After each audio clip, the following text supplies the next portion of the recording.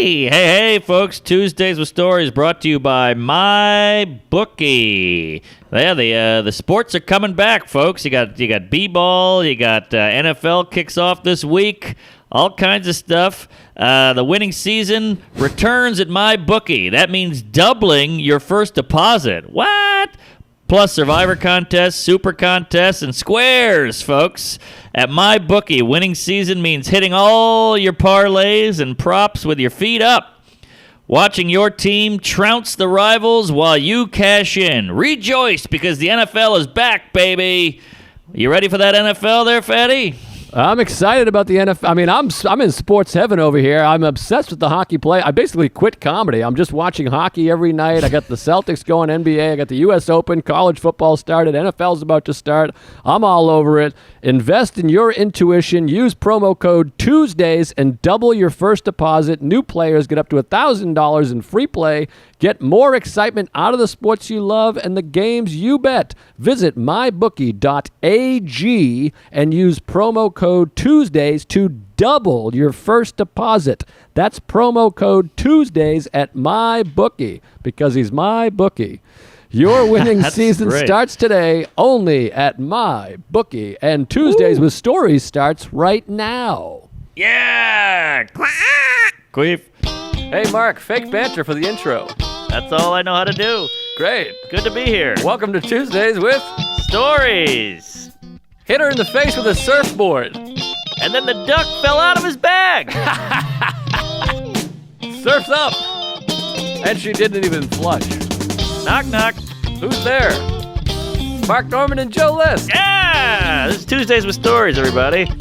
No, that's terrible. This is supposed to be cheesy. My radio is spitting at me. Woo! Hey, folks, here we are, Tuesday. I'm hungover, but we're pressing through. I slept till noon today. I haven't done that since the 40s. Noon? Yeah, I feel like a piece of shit. I went out with Ari and DeRosa and a bunch of guys, and it was White Claws as far as the eye can see. I gotta say, I think DeRosa's got a drinking problem. Oh, he's got a drinking problem. He's got a talent problem. His face is a problem. His body's horrific. He's a mess. Yeah, those shoulders, he looks like an up arrow. They're just, whoosh, whoosh. There's no broadidity. Well, he had a good point, because he's sitting down, his guts out, he's got Cheeto dust and a cocktail, and we go, man, you look like hell, you're gonna die. And he goes, I agree, I look terrible, but people keep fucking me. So he has no motivation to move on and get better. Yeah, I mean, isn't it always fascinating? He's always surprises me as a guy. I wish I knew about a guy like that before. A real hideous piece of shit that gets laid, because I told you, my dear friend Chris Walsh had to tell me when I was 22 after I ordered strippers 48 nights in a row. I was like the Cal Ripken of strippers. You're ordering them to the house? Oh yeah, right to the house. All my money. We had it on speed dial. You hit like number 6, and two skanks showed up. Wow, it's like a Uber Queefs. It was really, really quite debaucherous. Yeah. And a couple times I had roommates come downstairs, 2 strippers eating each other out. Whoa! What a roomie. I mean, you experienced the Everett House of Comedy a couple times, but I mean, it was a wild scene, man. It really was. It was no holds barred, and anything could happen. People would go to bed at 2 and then wake up at 4 and start drinking again, or we played Guitar Hero till the sun came up. Anything went down. How about, I don't want to name names because he's living a quiet, normal life now, but remember we did the one gig where you came along, you were emceeing, and the headliner was driving, and then he just handed us pills, and I had turned to you and I was like, this is how we do it, and you were like, what? And then you really played along like a champ, which we appreciate. Yeah, it was a great night for me, because I was on the road with two real road dogs, and then this guy's, we had the tough show. I remember it was like in a tent outside. There was picnic tables, and I bombed. He killed. Like, he brought the heat, and he was doing impressions. He was doing backflips up there. Then this guy hands you a bag of pills. You're not going to say no. You want to be the guy. And then we had steaks. We bought steaks. I remember we all went out and bought steaks. And if we remember, him and I almost got in a fist fight because we were arguing best comics of all time, and this fucking douche was saying Mark Twain. Right. And what I a couldn't pretentious stand answer. it. I was like, you know what you're doing? He's like, he's a comic. He's like, look it up, you fucking piece of shit. He's like, he did his live readings to an audience and he'd kill. I happen to know it would kill. And I was like, you know what you're doing. You're fucking picking a non-comic. And he's like, oh, fuck it. And you remember, you were in the middle of it. And I think we threw steak bones at each other at one point. It got pretty heated. I believe we tried to break into a pool as well, the hotel pool. Yeah, that's right. I remember just the bomb plus the shitty steak plus the Zan bars or whatever the hell we were eating. I didn't shit for 3 days. Yeah, they really constipated you. I remember that. And we would just chase them all day because we had the first one at like 3:30 in the afternoon on the way up to the gig. And it was a lot of just he'd pass out more. And then we were drinking beers in the car. I'd have like a 30 rack between my feet. And that's the way I like to live. But we went at it hard a few times. Good times. I mean, I think we were in Maine. It might have been Maine. Yeah, that sounds about right. New Hampshire, Maine, somewhere. We slept in a cottage with one bed, and we made it work. Yeah, I don't know how much we slept, but I'm still mad about that Mark Twain thing. I'm like, just name a comic. You're naming an author. You fucking know it. Nobody thinks. I hate people that debate like that. Yeah. Nobody thinks Mark Twain's a comedian. Well, it's a good wild card. He's got you on that because you have to go, oh, yeah, good call there. He's, makes you seem educated. It made me fucking livid. Brutal. It's outside the box. You can't fuck with it. But I hate that answer also. He doesn't have an album. We can't go get the old Mark Twain before he sold out or whatever. By the way, also, even if we're going, okay, you win, F. Scott Fitzgerald's a comic, and fucking William Burroughs is a stand-up comic, and so is, Oliver North or whoever the other guy is. Shakespeare, he's killer. Even if they're comics, you're telling me Mark Twain is better than Richard Pryor? I know, right? Did he have a closer? Did he have an opener? Could he do impressions? Could he do voices? Could he do sound effects? I don't think so. Twain's better than Carlin. You can go see Carlin or you can see Twain at the Orpheum for stand-up, and you're going to see Twain? Get out of here. It'd be fun to see him, but Twain had a couple tweets. If you look at his quotes, they're clever, but they're just tweets. They're like 2 lines. There's no act. Well, he was trying to use also that Hal Holbrook dresses up like Mark Twain and performs. He was trying to use that. He's like, this guy's doing stand-up as Twain. That's Twain as a stand-up. And I'm like, all right. By that rationale, fucking, Emma Stone is a comedian because she's doing whoever that lady that wrote the thing. Who's the lady that writes all the things? Judy Bloom or Judy Plum? Oh, yeah. Jane Austen. Jane Austen, chicken soup for the soul. Yeah, whatever it is. I don't know. Yeah. But no. He's a nut job. I think I couldn't believe he told me he had a wife and kids. When I heard that, I almost killed myself because I was like, Jesus, he's going to drown these kids in a pool one day. But remember that voicemail he left you? All right, we got to move on because that guy's a father. But he quit stand-up, right? No, I think he's doing it. I got to check in. I haven't talked to him in a while. I think he's doing a lot better, and I've been meaning to reach out. All right. Well, he's a good egg and a hell of a father. Great comic. One of the funniest people I've ever met ever. Funny. I remember howling in that little cabin we were in. Well, you like a good rough up when you're not involved. I just remember him and I, like a manager and umpire, like Earl Weaver and a guy, and you were just howling in the corner going, all right, fellas, come on. Couldn't believe what I was seeing. Just 2 Massachusetts shitheads going to town on each other, like screaming, face red, spitting. He was kicking dirt on your ankles. It was wild. There was one time me, him, and Bulger were driving in Astoria. He was driving my car, and I spit on the windshield of my own car because we started fighting about the NBA or something, and I got up and hocked a loogie on my own windshield. Now, see, here's what I'm not good with the fighting with friends because I'm like, well, they're just gonna hate me. I never know if you'll come back as a friend if I really let you have it. Yeah, I think. Well, geez, that makes me nervous that you're just holding stuff in because you want to be buds. Oh my God, this is horrible over here. This is horrible. Well, Another great comic, by the way. What?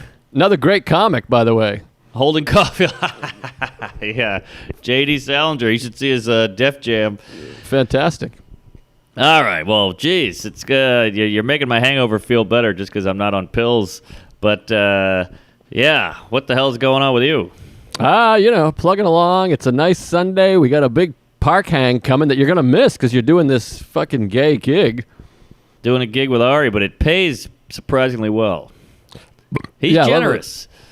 He certainly is. Well, Royersford, I think, which I'm coming back to, by the way, September 16th, and it's Joe List and friends. So I'm going to bring some fun people along. There you go, and you get to do less time.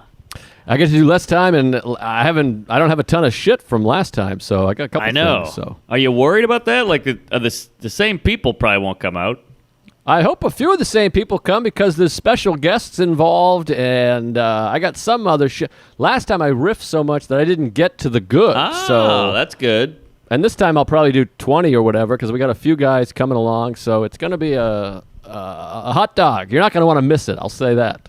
Yeah, that's the thing about it. People always, one of the main questions I get is, who are the young guys I should look out for? Who's the guy you like but nobody knows about yet? So go to this show because you'll see those hand-picked Jews. Yeah, you'll see some young guys, some Jews, some older guys. It'll be really something.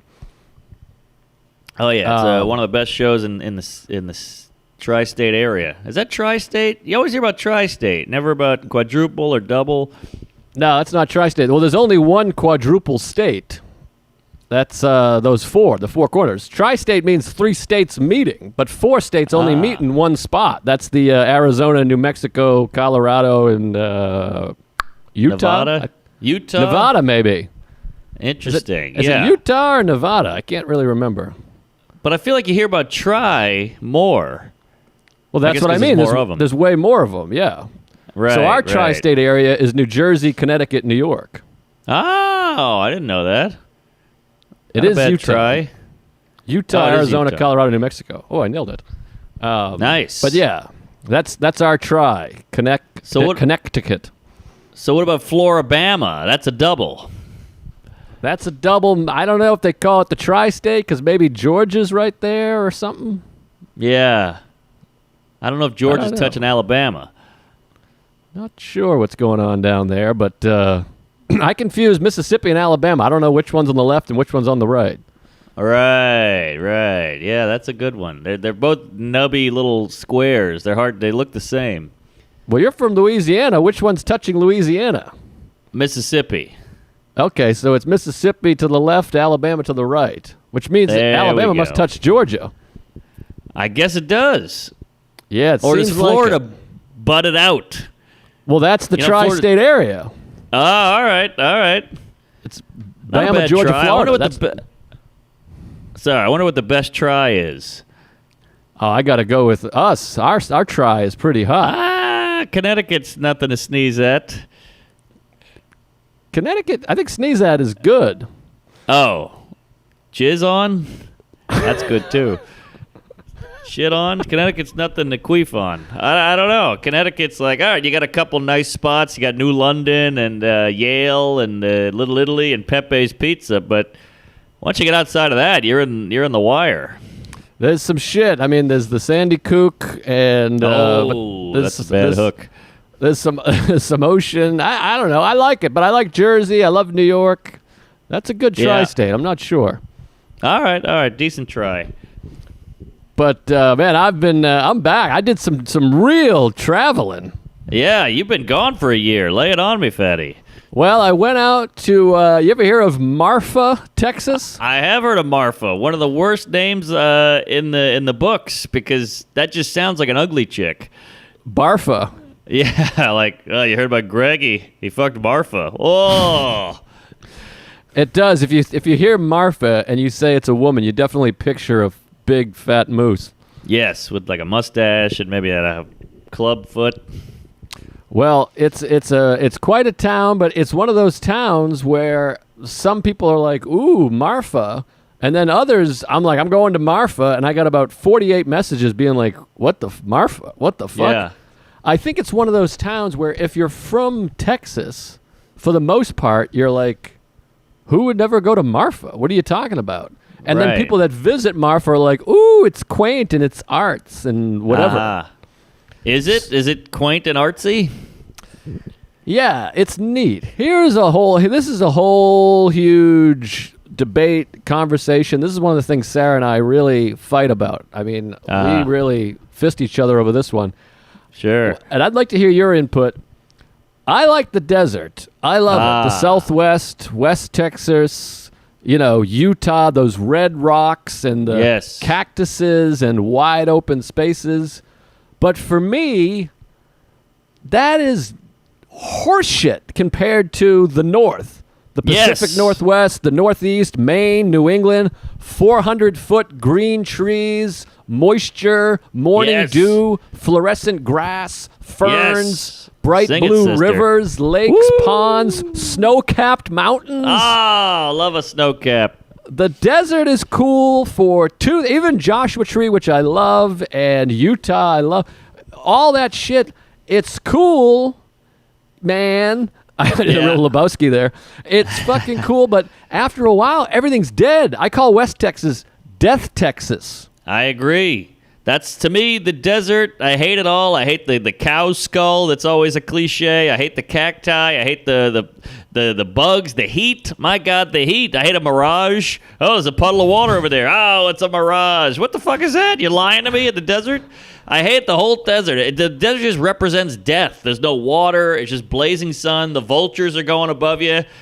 Pacific Northwest is lush. It's green. It's growing. It's alive. It feels like survival. Whereas the desert is just like, it's hell. It's hell on earth.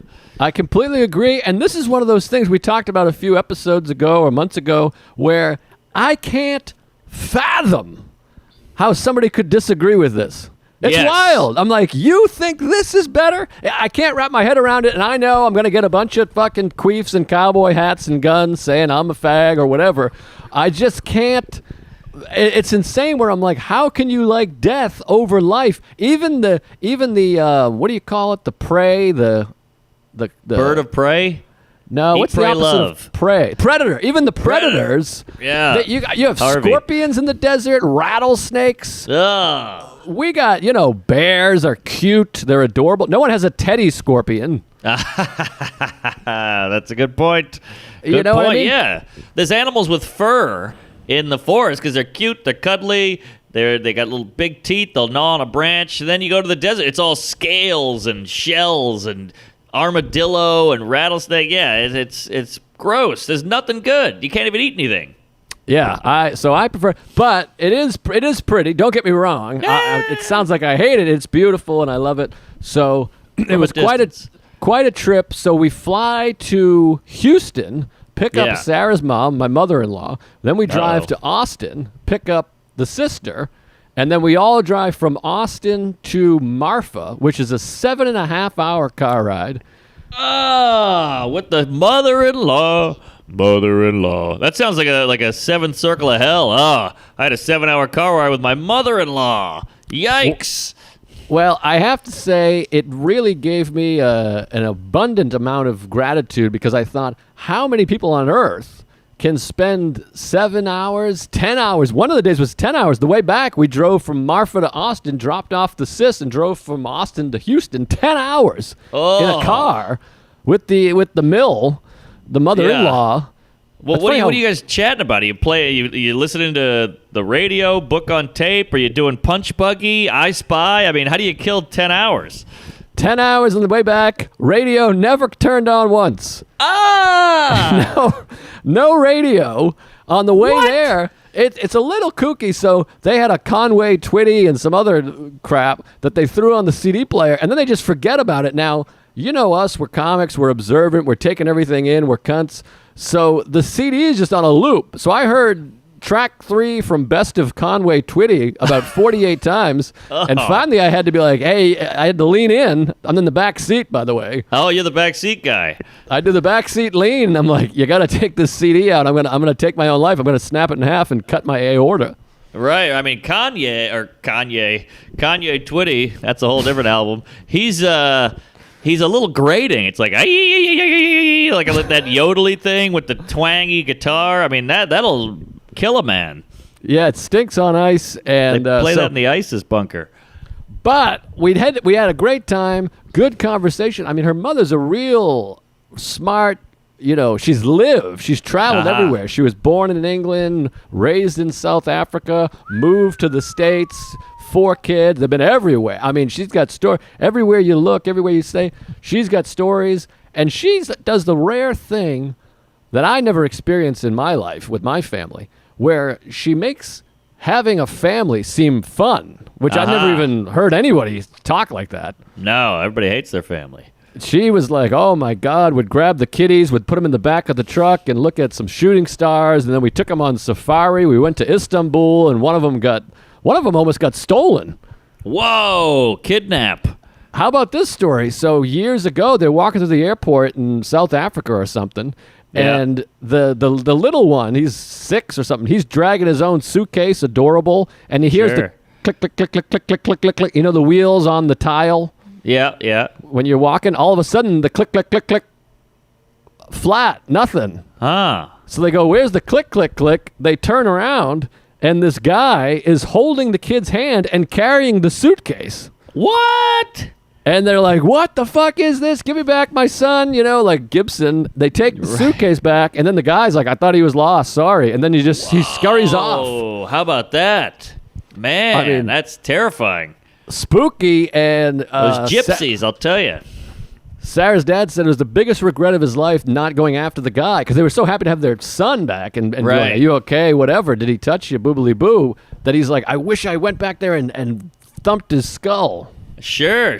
I mean, that guy's a very casual pedo. I mean, sorry, I'm just holding your son here. Like, usually you pick him up and you make haste. You get the hell out of there. But he's like, "I'll take it slow. I'll take it easy. Just pick him up, grab a suitcase." Well, I think it's an act casual, play it cool, whatever. This is also, by the way, South Africa in 1971. So I think Sure. things were a little topsy-turvy over there. Not that they're killing it now, but... Right. Well, it's funny you bring that up, because when I was in summer camp, we all went to the aquarium one day, and this guy, I didn't have any money, and this older guy was like, "You sure? Everybody, all your friends are eating. You're not eating?" And I'm like, we were there at the snack bar, and I was like, "I don't have any money." And he goes, "Oh, I'll buy you food." And he bought me food and a drink. And the counselor was like, "Why is Mark sitting over there with that older guy?" And he went and got me, and I could tell he was freaking out, and I think that guy was going to blow me or something. Oh, my God. Pedophiles Yeah. are so fucking weird. And Terrifying. Terrifying. Can you imagine being abducted? You're in the back seat or whatever. Woo-wee. I know. And What- then you still want to bang me? Like, that's how enticing these kids are to bone. Like, I'm crying. I got my duct tape on in the back. I'm kicking and screaming, and you're still like, "I can't wait to bang this kid's tiny asshole." Yeah, it's not good. It's a real mental health problem, these guys. I guess so. And, yeah, I wouldn't mind a few more of them killing themselves. But Sure. Speaking of sex with kids, Yeah. kids wear underwear, and I wear underwear, and today I'm wearing sheath underwear, which is true. I really am wearing sheath underwear. I love sheath underwear, and I'll tell you what, I found another good use for sheath underwear. I forgot my bathing suit when I went out to Marfa. We went to a pool, and I put some basketball shorts on over my sheath underwear, and it really keeps the dick and balls in place when when you're getting out of the pool and you have basketball shorts and everyone can see the head of your cock. Oh, yeah, very apparent. Well, sheath protects that. It keeps them nice and comfy. They're my favorite underwear. They have a 2-pouch compartment, one for your balls, one for your dick. Very supportive. It's sexy looking, and Yep. I love mine. And my wife, by the way, has a sports bra and panties. She wears them matching. She looks like a WWF wrestler. It's very sexy. I know you love Wow, sheath. I like that. Wait, wrestler? Well, the pro wrestlers, they have like sexy top and bottom. Right. Yeah, they're hot. Yeah, sheet that just feels good. It looks good. It's slick, and it's that interesting kind of fabric, you know? So I love them. I'm wearing them right now. Support this awesome veteran-owned indie company whose founder is a Tuesday himself and a big comedy fan. We love you, fatty. Go to sheathunderwear.com and order with promo code Tuesdays to get 20% off your first order and Sheath Underwear's 100% money-back guarantee. That's sheathunderwear.com, promo code Tuesdays. Support the show by supporting them. Go to Sheath Underwear and let them support your sack. Yes. Sacagawea. Oh, yeah. What about Can I? Oh, don't Love be telling me me about some Can I. Can I. Big fan. Yeah, you gotta love Can I. Can I Pro Gear, baby. Tuesdays with Stories is sponsored by Can I Pro Gear. Are you sick of schlepping your shit in an old, crappy backpack? Remember you? I had the duffel. You talked me out of it. You told me to Hated get some that. Can I. Why not get the last backpack you'll ever buy? Get Can I Pro Gear. Their backpacks are inspired by military assault packs. They took military-grade material like 500D Cordura nylon. Woo, that sounds heavy Nice. duty, folks. Yeah, lots of great products have come out of the military. Aviator glasses, Jeep Wrangler, and now get the Sarcina Expedition Pack. Boy, all this sounds really official. It's in use by the U.S. government. Whoa, boy, they sent us one. I love this thing. It's tough, it's durable, but yet it's light. It's got 8,000 compartments and nooks and crannies, and you could throw that thing into a fire and nothing would happen. Love me some Can I. Tell them what to do, JoJo. I love the Can I too. I use mine all the time. I take it to the gym, and you too can get all Can I's products come with a lifetime warranty. A lifetime warranty is how you say that word. No matter what happens out there, rest assured Can I will repair or replace any back as long as you live and breathe. Go to Can I. This is the tricky part. Write this down. CANNAE progear.com and use Tuesdays to get 15% off. That's caniprogear.com and use Tuesdays to get 15% off. After the bombs, there will only be you and Can I Pro Gear, the most durable backpack known to man. Damn. That, Yeah. that backpack, he could have thrown one of us in there as a kid. Snuck away with us.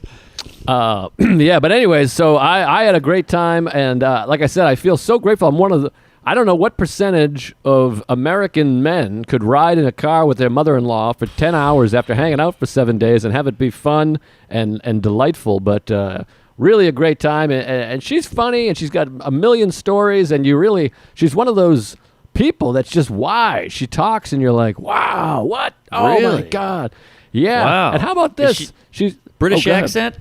British accent. Oh, that's fun. I had this moment. She's about to be 70 years old. She takes zero medicine. My parents are 46. They're taking 48 pills a day, vitamins, chewing things, Xanax, Right. the whole thing. And I had this moment where I was like, I hope when I'm 70, I don't take any medicine. And then I realized I take 2 acid reflux pills a day and a Tylenol PM. So I'm 38. I'm already taking 4 meds a day. Ah, good point. Damn, that's impressive. Is she like Zen kind of hippy-dippy mantra? I look to the stars and the rocks and the trees, or is she just healthy? I think she's just healthy. She does a lot of walking and they eat like birds. This is another thing. What do you think about this? This is the thing we fought like cats and cows out there. They eat like fucking birds, this family. They eat lunch, quote unquote, crackers and cheese. Oh, What the fuck is that? that's very British, I think. My family's the complete opposite. We're doing 4 meals a day. Breakfast is waffles, eggs, bacon, chocolate milk, beer. Right. And then lunch, you're doing a pizza. Dinner, you're doing like a chicken parm, then a burger or something crazy. Right. Yeah, you guys put it down. I remember going to your house. You just have a stack of cookies on the counter. Yeah, we're eating a lot of food. We have a dinner and then a post-dinner dinner. And so Wow. after a while, you start to get comfortable, and I'm like, y'all are kooks. This is fucking nuts. I'm like, you eat 1 meal a day. It's the craziest thing I've ever heard of in my life. Yeah, and crackers and cheese were like, it's a tease is what it is. It's crackers and teas. I need a meat. I need a protein. I don't want to just eat a cracker. Come on. What are we doing? That's what they feed orphans. It was insane. I was like, I got to get a pizza. And there was some pushback from her mother. She's like, what are you talking about? I'm like, what are you talking about? This is nuts. Now, is she boozing? No, they have like a margarita. They're like these kind of, her sister and mother, these kind of ladies that they go have a margarita and they're like, woo, I'm tipsy. And then that's it. And Sarah and I are just looking at each other being like, you got to be shitting me. I drink 48 of those fucking things. Yeah, exactly. Man, there's no excess with these people. But maybe that's the key. You always hear intermittent fasting, or I eat 1 meal a day and I live to be 500 years old. So I'm like, maybe there's something to the small meals. Oh yeah, they're fit as a drum, but great trip. We went way out to this is West Texas, 7 hours west of Austin, and it's nothing out there. And then you just hit this little town, lots of little artists, but they're still a little COVID cuckoo out there. And this is where I'm so grateful to be in New York, where it was just insane for like 6 weeks early. Yeah. And now we're kind of like, all right, outside is nothing. No one's getting it outdoors. Everyone's like, you come inside, you wear your mask, you have a few feet apart, yada, yada. But out there, they're a little cuckoo. Oh, yeah. You walk into a place, they're like, just fucking wash your hands right now. Don't touch anything. Wow. There's a bookstore is closed, and this is closed, and that's closed. Interesting. So, yeah, it was a little strange, but it's a weird town because there's lots of artists and shit, but then there's also like just poor old West Texas people, like houses with holes in them and shit, and like no lawns. There's crazy dogs everywhere. It's like a lot of like. Ugh, this is not appealing to me. You got the hot dust, dogs, houses with holes in it. I'm out. Yeah, that's how this is another thing we were kind of going back and forth because they want to like retire out there. They're like, don't you love it? Isn't this sweet? I'm like, there's no hospital. There's fucking 2 restaurants. Ugh. There's a lot of death. To me, it was neat. I was like, this is neat 4 days, neat. but I like some people. I like some trees. I like some life. Not to mention, that's one of those towns you blow your cousin, everybody knows about it. You know, you can't fart without the pastor knocking on your door and going, hey, you left something back here. It's too much. Yeah, it was one of those places. And most places I go, we always talk about them. Like, if I lived here, I need a team. I need season tickets to something. I'll live in Phoenix, I'll go to Arizona State games. Or if I live in Baltimore, I'll be on the Orioles or whatever. Marfa, I'm like, what are we doing here? I mean... Yeah. Well, what do you play? Shit kickers? I mean, I don't even know what could you do out there. There's no grass. Well, Big Bend National Park, I'll talk about that. We went there, but even that is 2-hour ride. It's an hour and a half, 2 hours, but spectacular. So we went out there, Big Bend National Park, which is like half the thing is closed, which seems crazy. I'm like, it's outside. They're like, whatever. Someone got COVID there. Who knows? Yeah. But we went down there. Beautiful hike. I posted 1 million photos on my Instagram, and just a 5-mile hike. And her 70-year-old mother hikes the whole hike. Just wow. Out there hiking it up. And amazing. It feels like this family is very minimal. You know, it's like small lunch, cracker and cheese. All we need is this town. All we need is a hike. I need a TV. I need a refrigerator. I need a cell phone. I need a laptop. I don't know. I need things. I want to eat a hot dog and an ice cream. They thought I was crazy. One of the day, I got a full pizza for lunch, and I was like, no one else wants anything, because we've talked about this before. I don't want to share. I got the money. I'll share the money. I'm like, I'll buy you your own pizza. Right. This pizza's mine. Here, I had to do that. I'm like, no, nobody wants anything. You're sure? And they're like, no, we're going to eat a pair of nuts. And I'm like, okay, don't ask for no crust or a nibble. Yes. And I'm not frugal. I'll buy 10 pizzas. Right. But this one is mine. Exactly. You got me. You're loud and clear. You're get me. It's like the gun in what's that movie? Full Metal Jacket. Full Metal Jacket, yes. You have your pizza, but this pizza is mine. Yes, there are many like it. Yeah. But it was cool. One of the coolest things, we got to see javelinas. You familiar with this? Javelinas. No. If you javelinas, you got time to clean us. Well, I guess it's a fancy Spanish word for a big wild pig. I've been with a few of those. Well, we were driving into Big Bend Park, and I had the eyes going, and everyone's looking for, bears and rattlesnakes and mountain lions. And I said, what do we got here? We got a little movement. Don't you like being the guy that spots the thing? I love being the spotter. You got the glasses on. You got squinty eyes. You can see a javelina from a mile away. I got some movement here in my periphery. I'm talking like that, like I'm a fighter pilot or something. I'm like, heads up, we got 2 bogeys, little bit of movement. And as you're speeding closer, everyone's like, what is it? Is it this? And I'm like, they're like, it's not anything. I'm like, I'm telling you, it's something. My sensors are going off. And they start screaming javelina. I'm like, I think it's a pig. We had like a little thing. I'm like, those are pigs. And they're like, it's javelinas. And I'm like, you're fucking half a retard because that's a pig if I ever saw one. But I don't know nothing. But I guess it's a big brown wild pig, and they've all been going there for years. They never saw one, so it felt good. Wow. Did you want to eat it? I'm surprised you've been eating crackers all week. I would have tackled that thing. I wanted to fuck it because I'm sitting here with my wife all day, and my old granny mother-in-law's in the next room over. I couldn't even finger myself. Right. Oh, man, that's tough. 10-hour car ride. You must have been whizzing or holding in a urine for about 8 hours. It was brutal. That was the other thing with these Talamashes. They don't drink water. They don't pee ever. I mean, how about this? This is another thing. I got to do a bit about this because this makes me fucking crazy. Sarah's done this before, and I almost fist fought her. They'll ride in a car 5.5 hours. We stop to piss.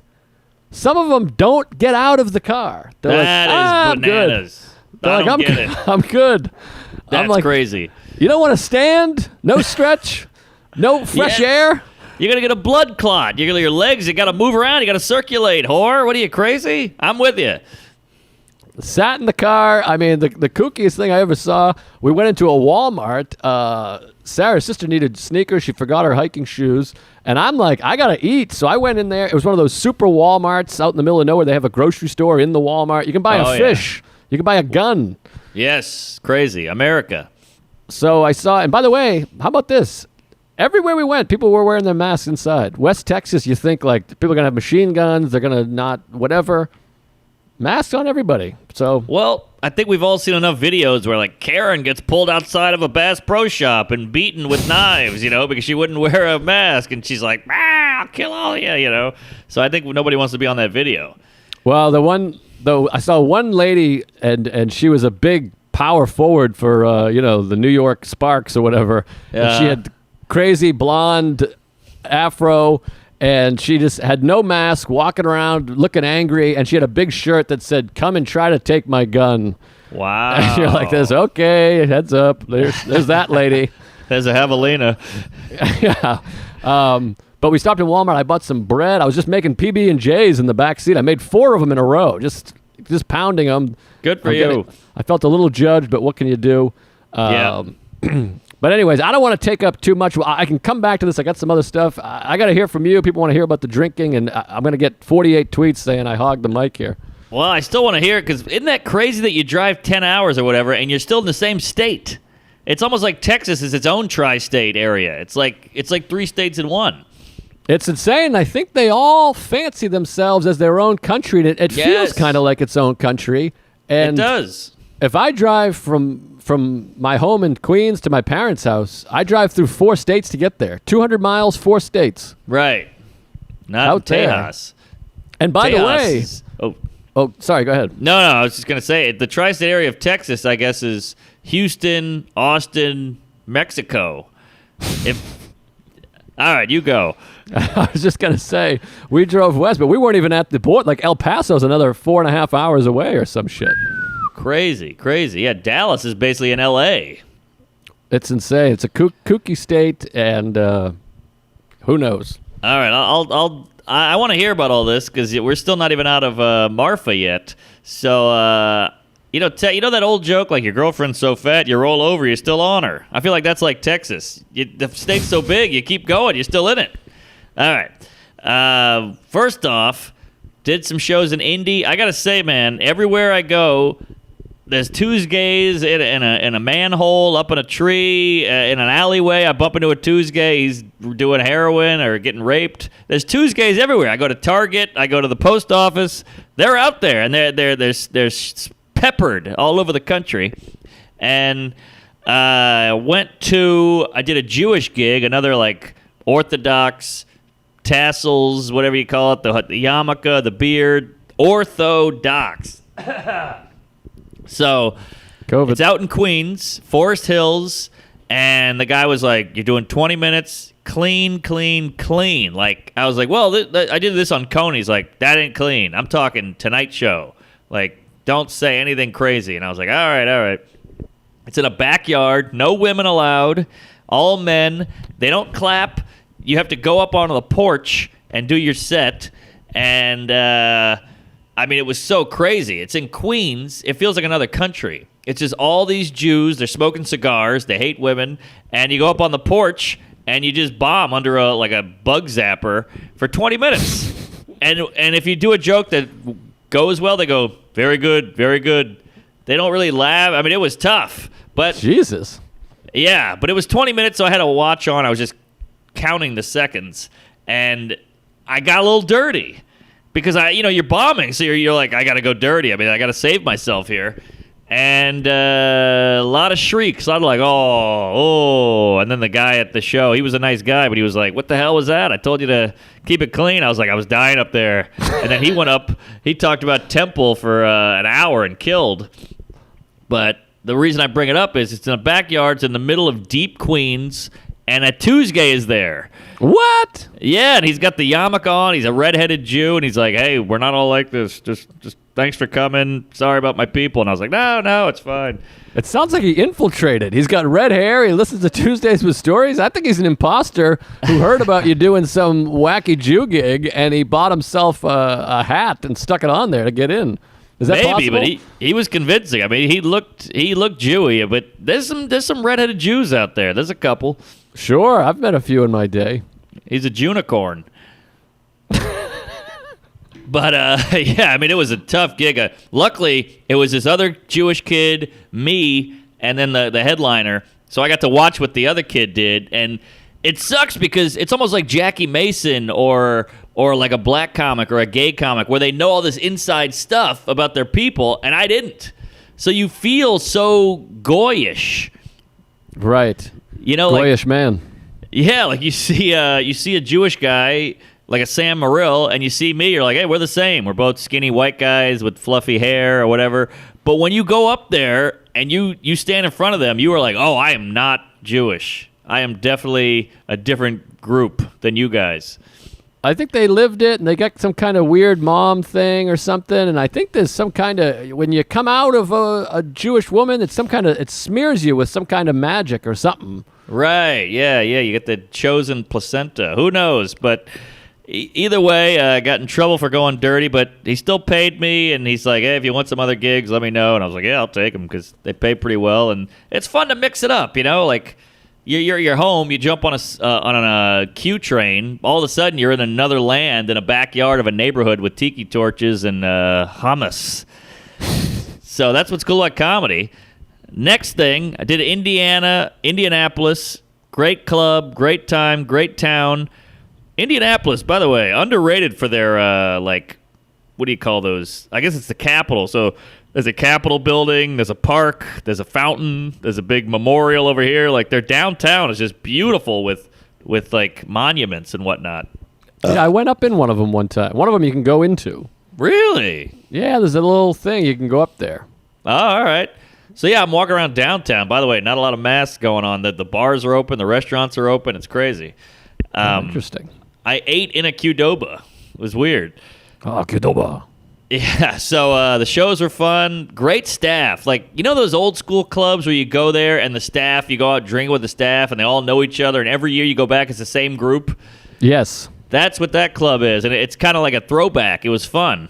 So hung out with the staff, killer club.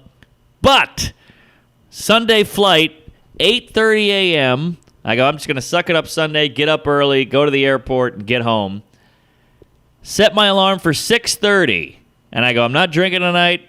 Going to take it easy, get a couple hours of sleep before my flight. Set my alarm for 6:30. I'm going to get to the airport for 7:30. And, you get there an hour early, 8:30 flight. I wake up. I go, oh, man, it's early, huh? I look at my phone. 7:40. Oh, come on. I was going to wake up at 6:30. I set the alarm, and I go, how did I fuck this up? I set it for 6:30 every Thursday. Oh, my God. You ever have that? Oh, my God. No, I don't think I have. I've done the AM, PM. Yeah, I know. I was like, how did I fuck this up? Was it the AM, PM? Was it the snooze? Was it the radio alarm? I set it for 6:30 a.m. every Thursday morning. Somehow I put on repetitive alarm or whatever the hell I did.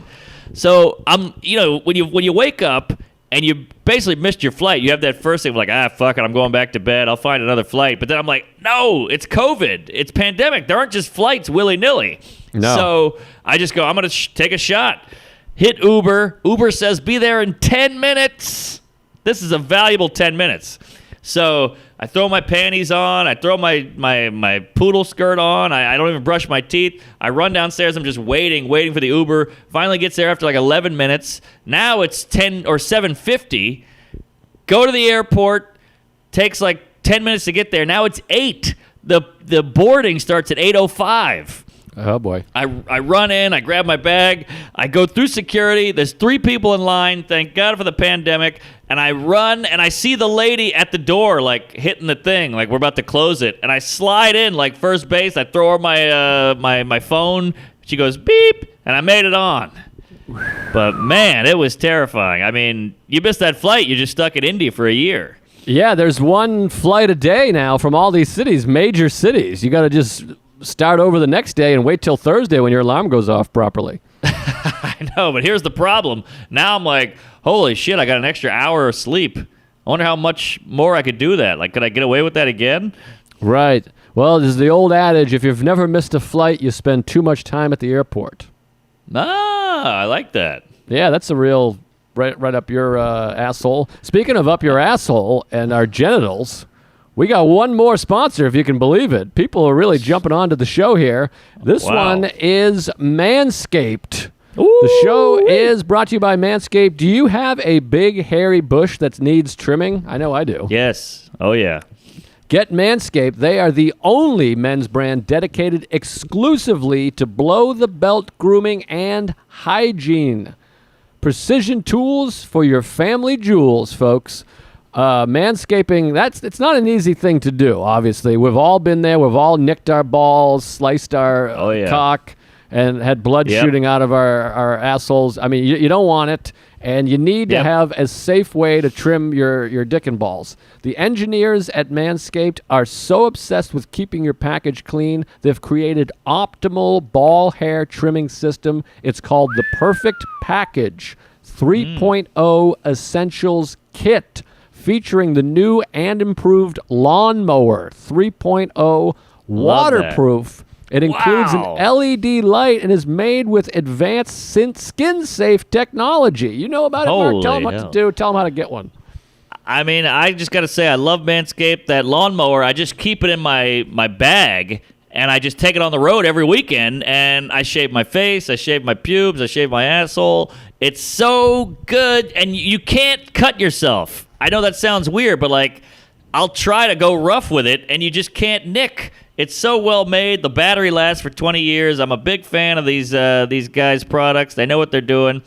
So get 20% off and free shipping when you use the code Tuesdays at manscaped.com. That's manscaped.com, and use the promo code Tuesdays, plural like your balls, for 20% off your first order. And always use the right tools for the job. There you go. I like that airport quote. Yeah. Sorry. It's good. I think that was stuff. Mark Twain. Great comic. So, I saw his evening at the Improv. one fun thing about Indianapolis, me and the openers, Alex Price and this guy Trent, funny guys, we drove around getting some food, and they were garage sales. Just in the residential areas. And I remember thinking, like, wow, that is so nice to see a garage sale. I don't see that anymore living in Manhattan, or you in Queens, maybe a stoop sale you'll get. But I'm talking front lawn, mom, daughter, son, table, knickknacks, patty wax, give a dog a bone, just, the little cash box that come up. Here's a nickel for that lamp. Good stuff. Very American. I love those things. Did I ever tell you about the time Sarah had an incident? She had a stoop sale with a friend of hers. They teamed up or whatever. It was a collaborative effort. And the other girl, the collaboration broad, she left her shit. She's like, here, you watch my shit. I'll be right back. I'm going to go get us some sandwiches. And while the chick was gone, someone started looking at her jewelry and was like, I'll take these. And Sarah was like, give me $3 for them. The girl comes back and Sarah's like, here's your $3. I sold your earrings. And she's like, are you fucking kidding?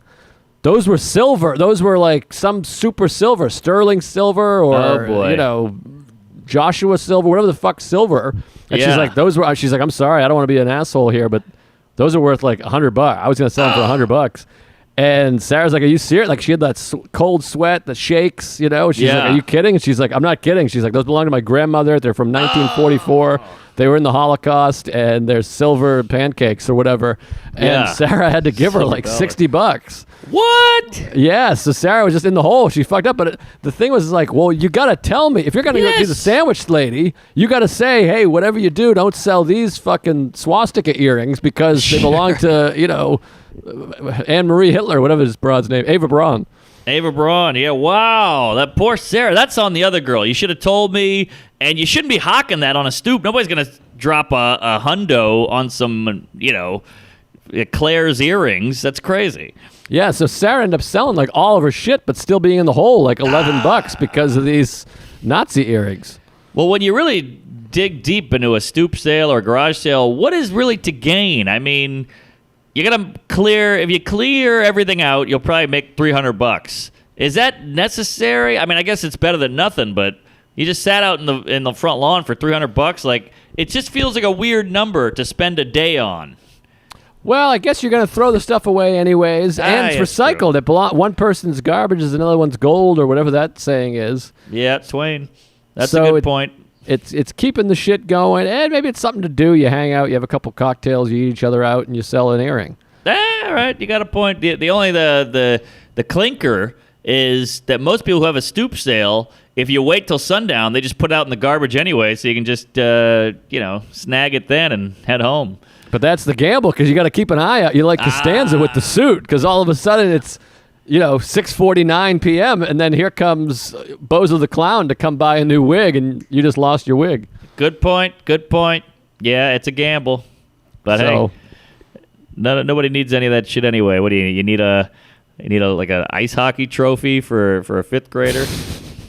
Well, it might be a good way to abduct. How do you say it? Abduct. Duct tape. A kid. Well, I don't. The Marfa trip is one of those things. It was beautiful. It was fun. It was great. We were out there. We had a nice time. We did some hiking. Had some great meals. They shot the movie Giant, James Dean's last movie, and they got the big cardboard cutouts out there. That's like a big fun thing. Oh yeah, I saw that on your stories or whatever. Yeah, and then there's a big art installation that you drive out to. It says Marfa Prada, and it's like a Prada store in the middle of the desert that's supposed to be neat or whatever. But here's the weird thing about this town, Marfa. It was beautiful, and I had a great time. But I think we could do this with any town. They're running like a weird racket where they just have like high-end art and clothes stores in the middle of this West Texas town. And it draws people to them. They're like, hey, we're selling a blanket for $900. Here's a pair of $400 earrings. It's a little strange. Like, I'm from a small town in Mass. I'm thinking about just opening an art gallery and a pair of expensive shoes and going, yeah, this is special. Interesting. Yeah, well, there's something interesting about the expensive stuff being in a small town. It makes it seem, it's almost like that nightclub that doesn't have a sign. You're like, we got to go to that one. And then something about buying something expensive in Marfa feels wrong, but in a naughty way. I don't know. It almost feels like they know something over there. We got to go over there. It's hidden. Yeah, it's a little strange, and there's a little bit of a small amount of political unrest there because there's all these Mexican families that live in adobes, and there's all these signs that say like "No quiero adobe," because all these people are coming in and buying up these old cement slab houses that these Mexican families lived in. Then they flip them, make them into Airbnbs, so hipsters like us can swoop in. Right. And these Mexican guys are going, hey, what the fuck is this? I'm supposed to be, I don't know, painting houses or whatever, and you just flipped everything, and now my houses are like $300,000 out there. What? I swear to God, I'm not even kidding. You find like a $200,000 house, $225,000. There's not even a hospital in the town. There's like 3 bars. You're 2.5 hours from the nearest quote-unquote city. You're 7 hours from Houston. It's a little funky. I don't know. This ain't gelling. Something's up. This feels fishy. This feels like a what do you call that? Like a runaway town. You got to get to the border quick, or you diddled a kid in '81 and you got to hide out. You want to be off the grid. Yeah, it's a little off the gritty. It's suspicious. It's neat though. I mean, I had a great time. I don't want to say like I didn't have a good time, but it's suspect. It's not a place it didn't grab my heart and fuck my ass. Right. That's a T-shirt. Well, Key West has that vibe. Key West, you're like, it's a cute place. Everybody's drunk and having fun, but you're like, you guys all ran over a kid in the 90s and you got out of town. Key West feels like a bunch of like convicts or people escaping Johnny Law. Yeah, outlaws. But at least Key West is... I mean, first of all, they have like a doctor's office, a couple Starbucks, a hospital, an ER. It's beautiful. It's an island. It's in the Caribbean. There's crazy tourism, and there's songs about it. Marfa, I don't know what's going on in Marfa. We saw the high school football team play, which was fun. They play 6-on-6 because there's nobody fucking lives out there. Wow, crazy. 6-on-6 football. That's bizarre. Bananas. Well, what's the mascot? Adobe? The short horns instead of the long horns. They got short horns. That's cute. There's that. So then it's time to head back. We drive back to Houston, spend a couple days in Houston at Sarah's mother's house, which was nice. Just good living. I love that suburb living. Oh, yeah, that's nice. As a kid who grew up in the city, I'd go to the burbs, and it was heaven. They got this thing out there called the Green Belt, and it's all these bike trails, running trails through the woods. You can go in and out, like miles of them. Yeah. So we hop on bikes. I bought a fucking $900 bike down there a few years ago because I didn't have a bike. So we just went and bought the nearest bike. And so we bike all over. We go for runs. It's beautiful. Nice living. She's got a backyard. And you like the heat? I don't mind the heat. I'm like, I'm going to have a cigar out here. It's 125 degrees. You hate the heat. You like the cold. Hate the heat. I don't mind the heat. It's 150 out there. And again, this is another thing. They think I'm crazy. Now that I talk about it, I think her mother might think I'm nuts. But I sat out there, had a cigar. I mean, it's 5,000 degrees. I'm pouring sweat, but I miss my steam room. Yes. So I just sat in the backyard, had some cigars. They poked their head out and like, "Are you all right? What's wrong with you? You fucking." I'm drinking a hot tea. It's 130. Jesus. I love it. I don't know how you do it. I mean, you're inhaling smoke. You got a hot tea, and then the dry Texas sun beaming right on your ball sack. That is not pleasurable to me. Well, I liked it. I liked the at that point I needed a little isolation. I like to. We're isolators. There was a lot of socializing. Yeah. So then we're coming back Tuesday evening last week, and we got a 6:59 flight. Gets in at 11:30. Not bad. I like a nice late arrival. No big deal. Enough time to get home, put your feet up, watch a film, whatever, watch some TV. Excited to be going home. It's been 10 days, a lot of time gone, ready to get back to my life. Flight 6:59, same as you. I'm like, we'll go early. I always think, what's the point of waiting at the house? We're just waiting to leave. We leave early, 5:15. We're there at 5:30. Walk right in. 0 people in front of me in line. Actually 0. Just scope nice. right in. Love it. We're sitting there. We board the plane. We're first class. We get on first. We're the first 2 on the plane. Big cushy seats. We got live TV. It's day 2 of the U.S. Open. I'm watching that. Having a nice time. Great trip. Sharing photos. Yeah. Martha. And you just think there's nothing going to go wrong now with flights. There's no, we're number 14 for takeoff. There's no anything. There's no traffic. I mean, literally there's 1 flight a day from Houston to New York. Right. So we're sitting there, and he comes on and just goes, folks, and you're the same. We travel so much. You can hear the tone. We know. Yes, bad tone. We know the tone. So he goes, we got a bit of a technical issue happening here, but we tried to signal to Atlanta to headquarters. We were hoping they could troubleshoot it there. They can't, so we got a mechanic coming. Hopefully it's not too big of a deal. And I have a I spotted the javelina. I got a sixth sense. Tone Loke. I go, there's a wild pig up my ass here. This isn't good. And Sarah's like, what? She's got the headphone in. She's like, what do you mean? I'm like, we're going to be here for a while. I can tell you that. Oh, so bring out the cheese and crackers. We're watching out the side. As a van pulls up, a truck. They bring in the mechanics. The mechanic's in the cockpit. He's downstairs. He's underneath. He's up my ass. He fucked my dad. And it goes on for about 2 hours. And then this moment, the flight attendant, a little guy with we all have our masks on. He comes over and he's like, beer or wine?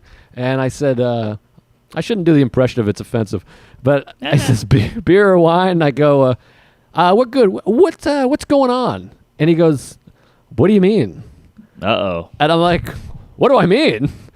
We've been sitting here. The plane's been supposed to leave 2 hours ago. We haven't had an update in 2 hours. Like, what do you think I'm talking about? Right. These flight attendants are so cunty now. He was such a cunt where I'm like, with the plane, are we leaving? And he's like, I don't know. Or whatever. He's like, I don't know. I'm waiting to hear also. And I'm like, all right, this is unusual to have an announcement that we have a delay and then 2 full hours pass. Right. It made me, I got anger problems. I wanted to smash his face through the window. I get it. Yeah, I think you're completely right. And They don't have any tact or warmth now. There's no like, I know, we'll figure it out, sir, whatever. It's just like, I don't know, blow me.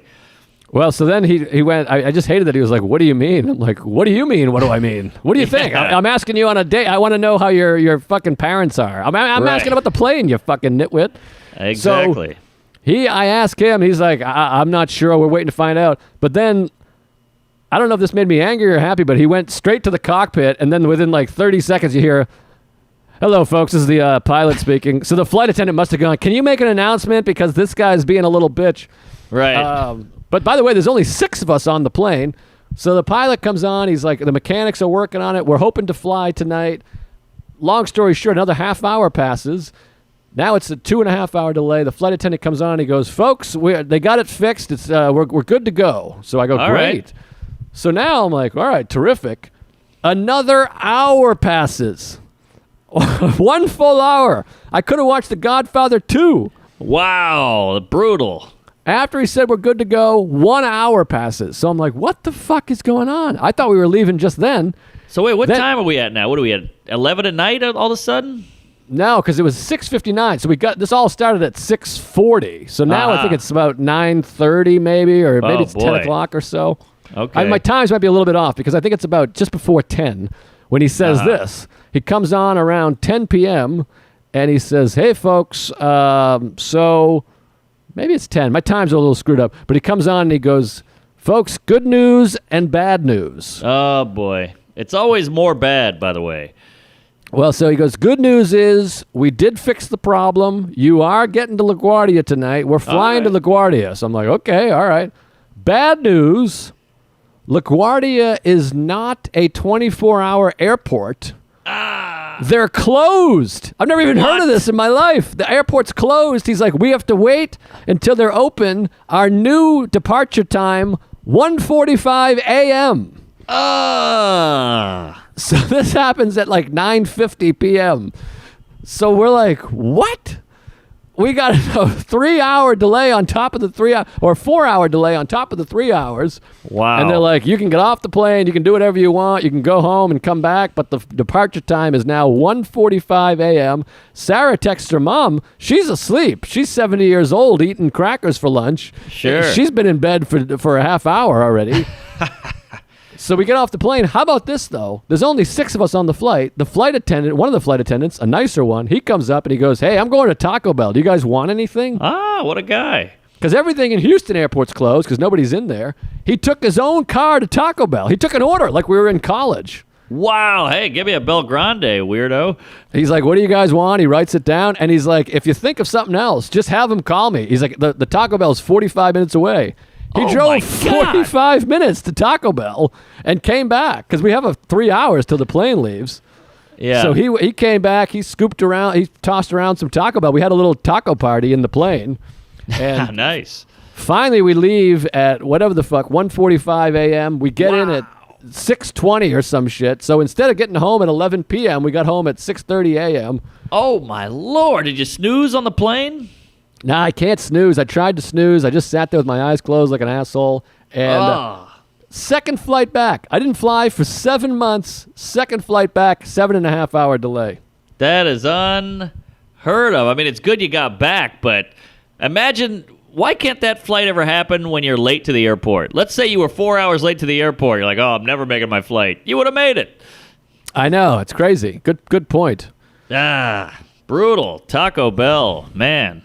And then I did tough. this thing. This is where I'm a cunt. I walked by and I was like, boy, it's too bad we can't fly to JFK. Like I did it like they were going to be like this. Wait, what?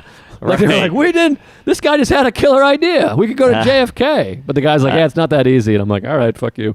I know. I try that all the time at the airport. Like, it'd be nice if, that flight's an hour earlier. It'd be nice if I could just switch it. And the lady's like, yeah, I know what you're trying to do, Dick. Let's get out of here. Yeah, you're like, all right, I tried. But anyway, so happy to be back. And it was a great trip, really fun. But now I got to get back into the swing of things here because, well, I guess we're just working out here now. Things are happening. So September 16th, I'm in Royersford. I'm bringing some friends along. You're not going to want to miss it. There's going to be some really strong, good, special guests. So come on out, Royersford. Get your tickets early. Yes. I got some dates, too. It's all on the website. And, yeah, I've been doing shows all over New York. A lot of Tuesdays are coming out to the Tiny Cupboard and the Park shows, and New York Comedy Club is bumping. We did 4 sets last night, all sold out. It was pretty great. Wow. So people want to see some yucks. And watch our specials, YouTube, spread the word, spread the cheese, spread the cheeks. And, yeah. Oh, Strangers by the Lake is up, baby. Check it out. Patreon. Everybody's on board. I got a lot of great responses about it already. It's we got a full audio commentary to Strangers by the Lake, and more queefs coming. We got all the extra episodes in there. The live episodes are all on there. Tons and tons of bonus shit we've done. So go get on that Patreon. And thanks to everyone that's joined.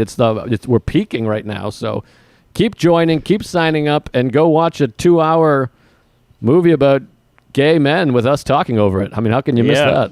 And get the movie. I highly recommend getting the movie and watching it synced up like a period. 10 seconds in, we start, you start, and we're all on the same anal. It's a good time, good fun, and I think that's it. Thanks, everybody. George is saying cut it, and we love you. Yeah, praise Allah, queef it up, and we'll see you in Marfa.